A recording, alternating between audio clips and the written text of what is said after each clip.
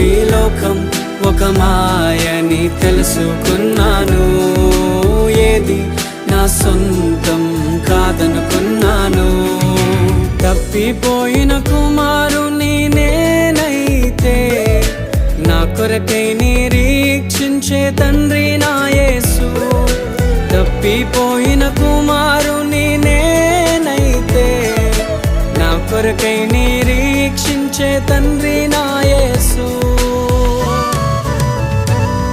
ఈ లోకమంతా నేను వెతకినా నాకు లేదయ్యా ఎక్కడా ఆనందం. నీ సన్నిధిలో ఒక్క క్షణం గడిపినా నా హృదయం